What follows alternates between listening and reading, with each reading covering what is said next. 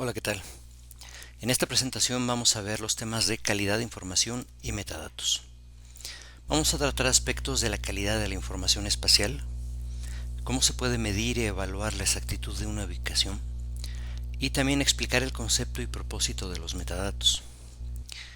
Entrando ya en materia, vamos a ver una definición de calidad de datos. Esta está dada por la International Standards Organization, que es reconocida.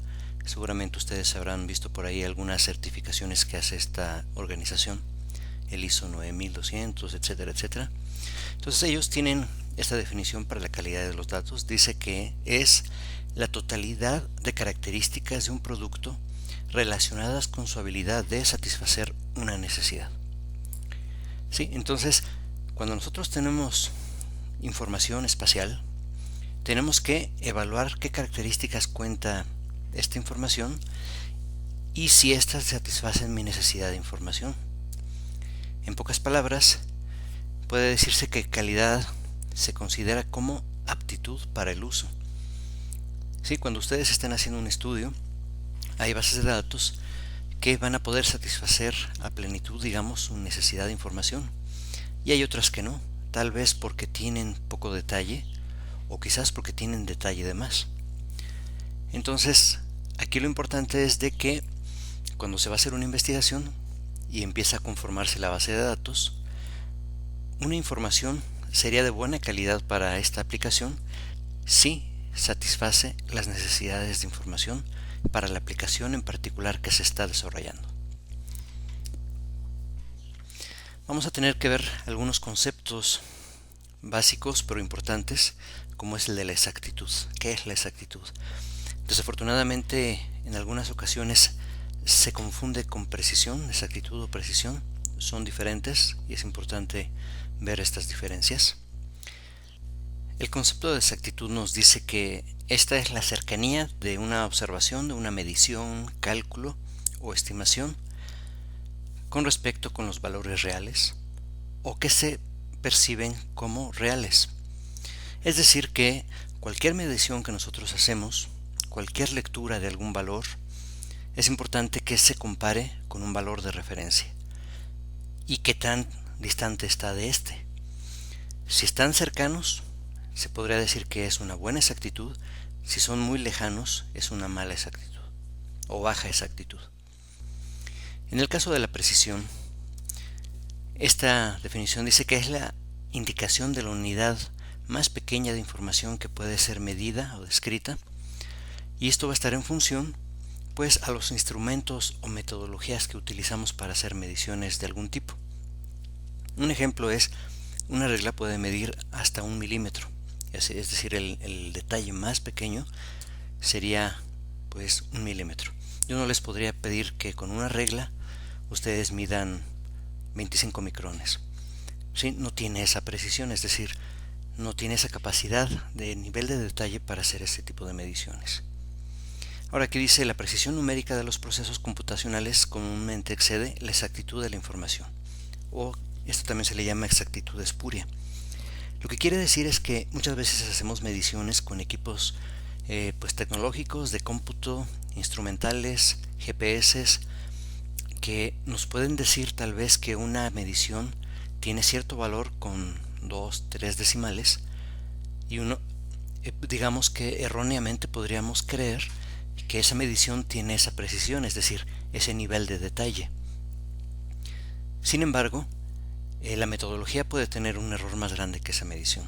Y les comento, por ejemplo, el GPS comercial, digamos el que usamos con estos dispositivos para andar en campo, tiene una precisión de más o menos entre 3 y 6 metros, dependiendo de muchas características en la toma de la información.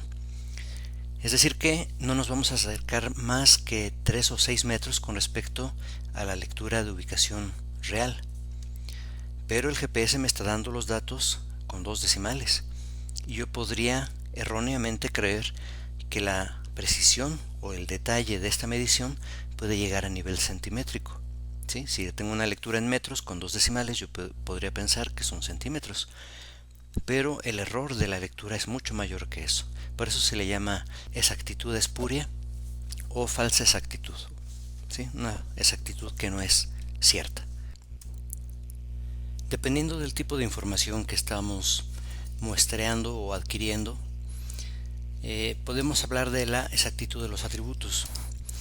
Si tenemos, por ejemplo, etiquetas o son categorías en el levantamiento de información que se está haciendo o que se hizo y que tenemos acceso a una base de datos o un mapa, la exactitud de las etiquetas se refiere a si realmente lo que dice que hay en un lugar existe ahí. Por ejemplo, dice tipo de carretera. Puede ser que en algún momento nosotros tenemos una base de datos y una línea dice que esta línea es una terracería. Nosotros vamos al lugar y no es una terracería, es una carretera. Entonces hay una baja exactitud en los atributos de ese elemento. Es decir, la ubicación de un elemento existe ahí donde está marcada, pero no coincide el elemento, su descripción, es decir, su atributo. Por otro lado, cuando estamos trabajando con información numérica, podemos hablar acerca de cantidades. Aquí dice, ejemplo es los contaminantes en el suelo. Puede ser que yo haga una medición en ese sitio de los contaminantes del suelo y el instrumento me va a dar una cantidad dependiendo del nivel de detalle que pueda alcanzar la metodología en mi medición. Pero tal vez no coincida con la referencia, ya sea porque la referencia sea más fina o más gruesa, y entonces ahí voy a tener una diferencia. ¿Sí? Esa diferencia, recuerdan, es la exactitud de la distancia de nuestra medición a lo que hemos considerado como una información de referencia del mundo real. Cuando estamos haciendo mapas de uso del suelo, por ejemplo, podemos medir esa exactitud. La podemos medir con esta tabla que se llama matriz de error. Este tipo de tablas se hacen mediante un muestreo aleatorio de puntos y entonces, digamos, yo tengo un mapa, le pongo 100 puntos aleatoriamente y entonces cada punto lo voy a verificar en campo o con una información de referencia o de mayor detalle, fotos aéreas, etc.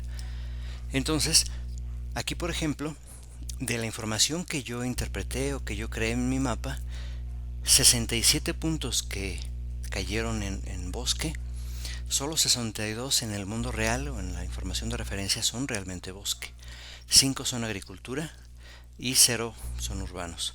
Lo mismo, por ejemplo, para la agricultura. 20 puntos que se identificaron como agricultura en el mapa que yo elaboré, en el mundo real solo son 18 los que son de agricultura y 2 de ellos son otra clase.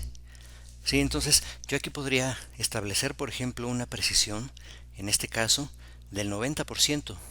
O sea, 90%, en el 90% de los casos se está identificando correctamente la clase. Aquí tal vez es poco menos.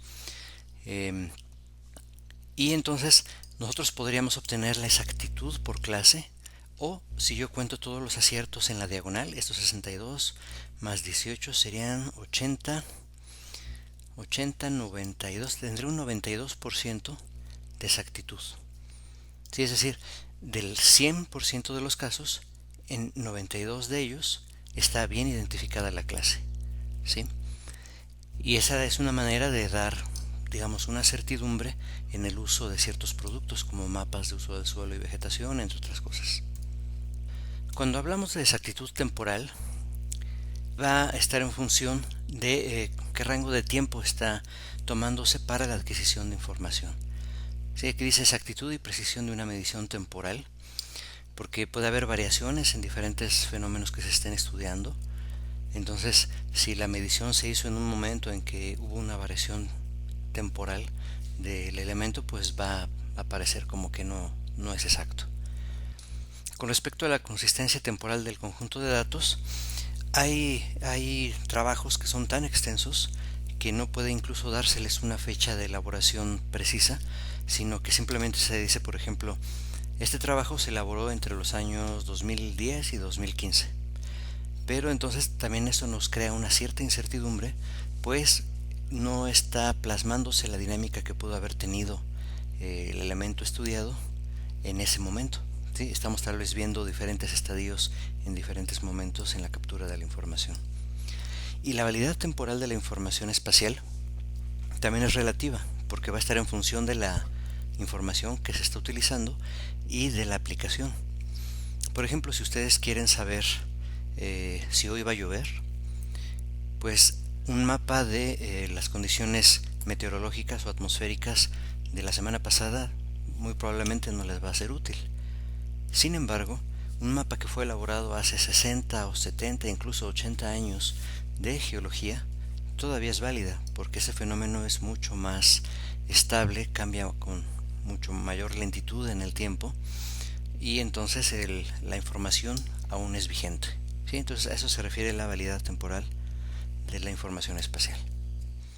Ahora, ¿qué es el error? Porque estamos viendo la exactitud que está contando los aciertos, que también está describiéndose el fenómeno en el mundo real con respecto a mi base de datos.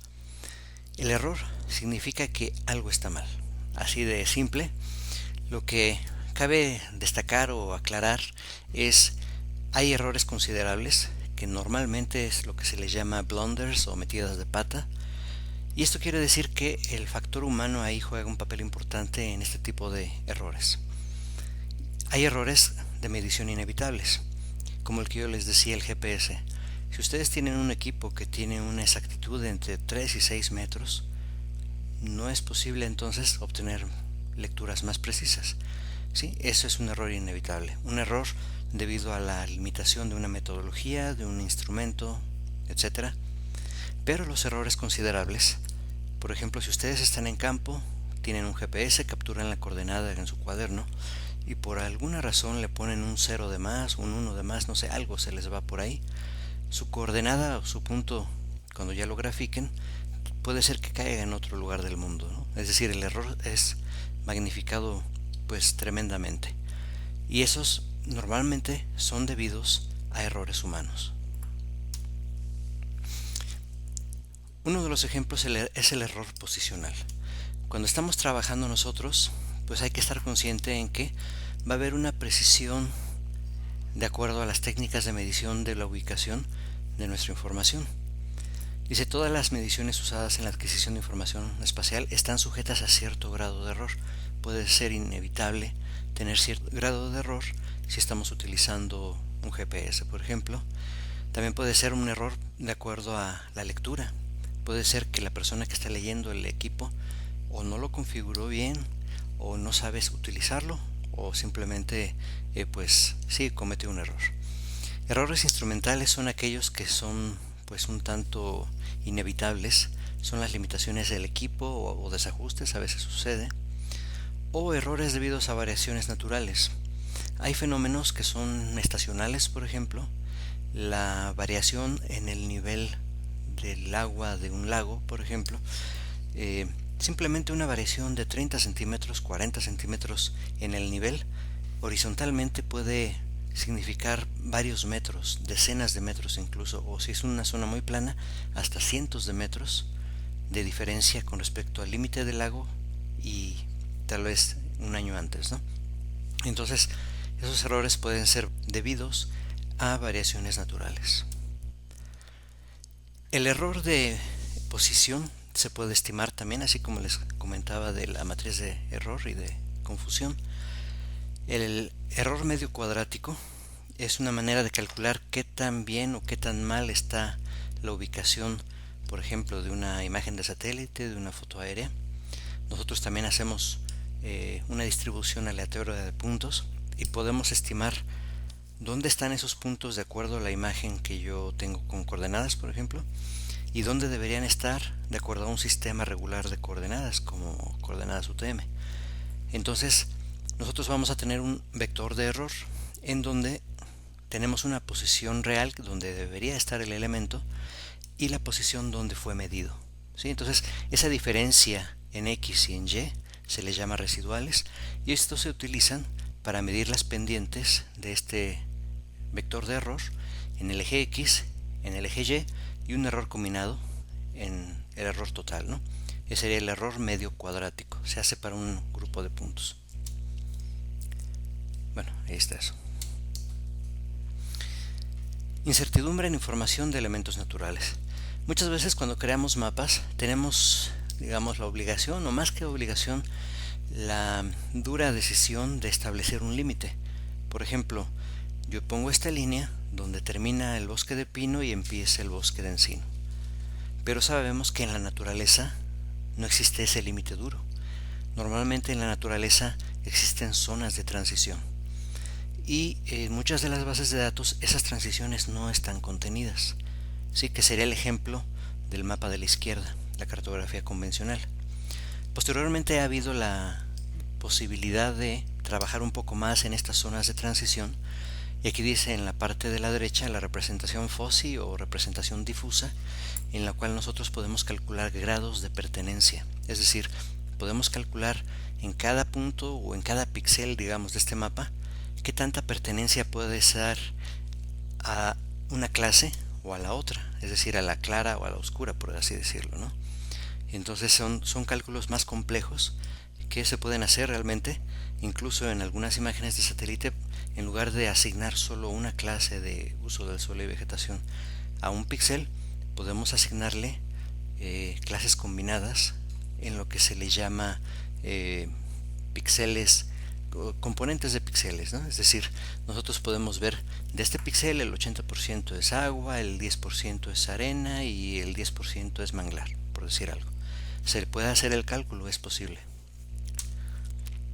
Y bueno, entonces ya juntando todos estos errores que podemos asignar, tenemos errores de posición, errores de atributos, errores tal vez de manejo de equipo, entre otras cosas. Entonces, si nosotros tenemos el mundo real, en el momento de adquirir información del mundo real podemos tener errores tanto inducidos por el operario como pues inevitables por el equipo. Entonces ya tenemos un error de la fuente, ¿sí? En el momento de la adquisición. Después ya se generó la base de datos, alguien también está trabajando con la base de datos, depurándola, etcétera. También hay errores en el manejo de bases de datos y tenemos un error de procesamiento. Los productos que se generen entonces van a contener estos errores ya acumulados. Posteriormente, estos productos van a ser utilizados por los tomadores de decisiones, los cuales entonces evidentemente tendrán una brecha entre los productos que están analizando y la realidad del mundo real. Sí, entonces es importante tomar en cuenta que las fuentes de información que estamos utilizando no son infalibles, ¿sí? Que existen diferentes etapas en las cuales se pudo haber creado algún error y es importante validarlas. Siempre es importante verificar su metodología, ver si tienen alguna información de la exactitud del producto, porque eso nos va a ayudar en mucho a pues reducir o mitigar los efectos negativos de estos errores. Metadatos. Cuando estamos trabajando pues con información espacial y de muchos otros tipos, es importante encontrar las mejores bases de datos que se puedan conseguir. Sin embargo, hay un problema en el intercambio de información. Si hay veces de que ustedes dicen, bueno, a mí me serviría una información de ciertas características, ¿dónde la localizo? ¿Dónde la puedo encontrar? ¿Quién la ha hecho? ¿Quién la ha usado antes? ¿Qué formato tiene esta información? ¿La puedo utilizar? A veces se generan bases de datos las cuales requieren de una pues especialización importante en el manejo de software y de hardware y de metodologías. Y si no se tiene esta formación, si no se tiene esta preparación, pues a veces es muy complicado usar esas bases de datos. También hay problemas institucionales, económicos y de comunicación. Entre todos estos, por ejemplo, existen casos en los que hay instituciones que un área compra 50 mapas, los usó para un proyecto y ya los tienen ahí. Otra área necesita los mapas pero no sabe que se adquirieron, los vuelven a comprar, entonces hay gastos económicos, problemas de comunicación y manejo no eficiente en las instituciones. Eso pasa desgraciadamente muchas veces. Los metadatos, su nombre quiere decir información acerca de la información. Sí, el metadato nos va a dar pues muchos más detalles en cuestiones de cómo se generó esta base de datos, qué información existe disponible, tanto contenido y cobertura, la calidad de la información, si hay alguna información de exactitud, por ejemplo, o de error para la base de datos, el formato que tiene esta información para ver si es fácilmente compatible con mis bases, información acerca de cómo ordenar y costos, y aquí se refiere a cómo voy a acceder yo a esos datos. Hay algunos de ellos que, como institución educativa o como institución no gubernamental o gubernamental, uno tiene diferentes accesos a esos datos, diferentes costos, diferentes pues sí, accesos. Restricciones de derechos de autor o copyright. Esta información la puedo yo diseminar como una parte del proyecto, o algunas tienen candados de confidencialidad. Eso también es importante conocerlo. Los metadatos pueden tener diferentes niveles. Aquí ilustramos tres de ellos. El primero dice el metadato de publicidad, el cual es importante para hacer una primera selección, ver si esta información tal vez es de la fecha, de las características que me interesan, y si nosotros queremos más información necesitamos solicitarla para, sería digamos el metadato para la toma de decisión de adquirir o no la información, sería el segundo nivel. Este es más desglosado, más detallado, nos va a ayudar a decidirnos. Y cuando ya adquirimos la información nos va a llegar el metadato técnico, el cual nos dice paso a paso cómo se hizo esta información, incluso los tiempos, los costos o qué metodología se implementó, qué errores o dificultades se tuvieron. Entonces es otro tipo de metadatos, ¿no? Voy a mostrarles rápidamente un par de ejemplos de metadatos. Hay uno de ellos en el programa que ustedes conocen muy bien, el Google Earth. En Google Earth hay metadatos. Ahí está.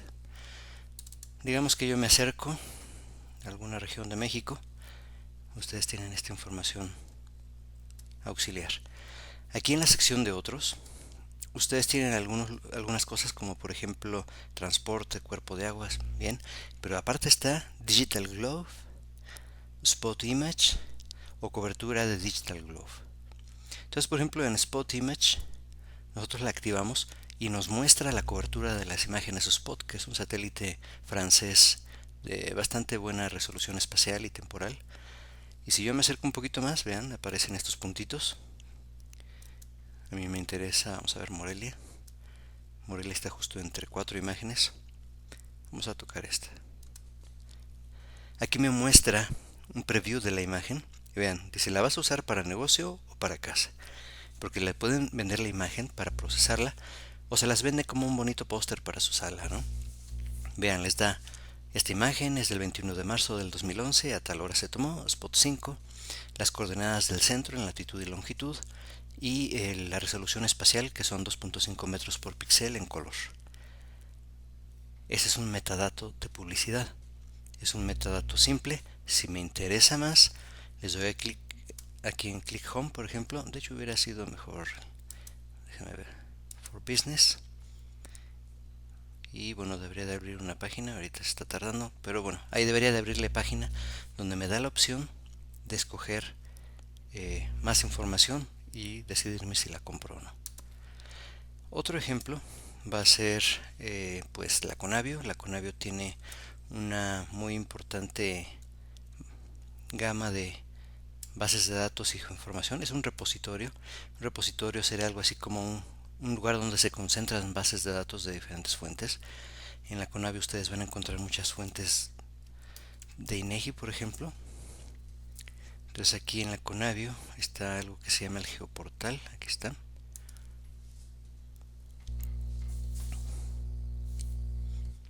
Y aquí en el Geoportal, bueno, me dice, tenemos 11 millones de registros de anfibios, peces, etcétera, etcétera. Mucha información. Y entonces, veamos, yo quiero saber algo de geología. Tipos de rocas. Hay dos. Hay una que es solo para la laguna de Términos y otra para Cuenca de Burgos. Es solo de dos zonas limitadas en México. Puedo ver la extensión de las zonas. Aquí pueden ver que apareció algo. O aquí hay otra. Estas son, creo que principalmente para exploración petrolera. Pero bueno, vamos a ver los metadatos. Aquí están. Por ejemplo, de la Cuenca de Burgos. Metadatos. Y me dice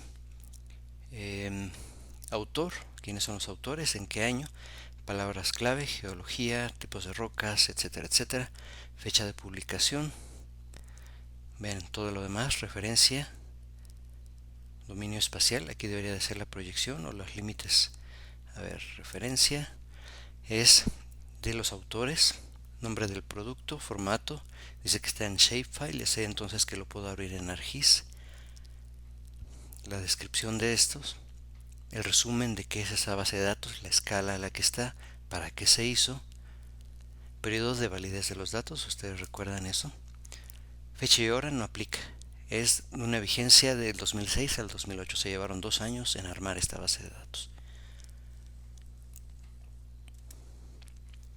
Atributos, sistemas de referencia serían las coordenadas, por ejemplo latitud, longitud, el datum, sistema de coordenadas, semieje mayor y menor del modelo de la Tierra, calidad de la información, consistencia lógica, se hizo en gabinete la consistencia lógica.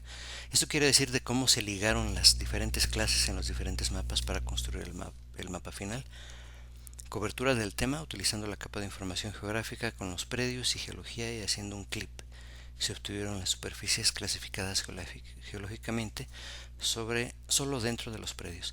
Es decir, que aquí me está diciendo ya un poquito de un procesamiento leve. Puedo tener mucho más información aquí. Incluso restricciones de uso, no le dieron una restricción de uso, parece que está disponible la información. Condiciones de acceso sin restricciones. Y entonces pueden ver toda esta información acerca de la información. Yo la tengo sin siquiera haber descargado el mapa. Ya cuando yo decido me sirve, puedo irme al mapa y aquí está descargar el tema, en qué sistema de coordenadas geográficas o métricas, por ejemplo métricas, y está lista la descarga, no lo voy a descargar. Entonces nada más es un ejemplo que quiero que ustedes conozcan acerca de la utilidad de los metadatos. Yo podría con esta información que revisé decir no, esto no me sirve, a mí necesito yo información de una zona más extensa, pues entonces yo tendría que buscar aquí si existe la información disponible, Topografía, por ejemplo, tenemos de todo el país, tenemos el índice de cartas y ahí yo puedo usarlo para ubicar cualquier carta topográfica a escala 50.000, su clave, y entonces descargarla ahora sí de la base de datos que es el INEGI, Entonces toda esta base de datos es muy útil, tienen sus metadatos y puedo yo enterarme entonces de qué contiene esta base de datos antes de descargarla. Eso es muy útil porque si yo, por ejemplo, estoy interesado en imágenes de satélite, aquí hay también imágenes de satélite, pueden ver, hay algunas que son muy pesadas, pueden pesar varios gigas de dato en disco, y entonces no conviene descargar información tan pesada sin asegurarme primero si me es útil o no. Esta es interesante, temperatura superficial del mar nocturna. Y a ver, vamos a ver, promedio mensual, vamos a ver los metadatos, descripción. Promedio mensual de la temperatura superficial del mar nocturna de enero de 2003 en el noreste del Océano Pacífico, Golfo de México y Mar Caribe. Y fue generado a través de satélites y para medir algo de clorofila, fluorescencia de la clorofila, etcétera, etcétera, Entonces, ya con eso, si yo quisiera darle un vistazo a la base de datos, yo la puedo encender. Voy a apagar esta que había encendido. Y aquí tengo un mapa de temperatura nocturna para ciertas regiones. Bueno, creo que con eso queda claro la utilidad e importancia de los metadatos.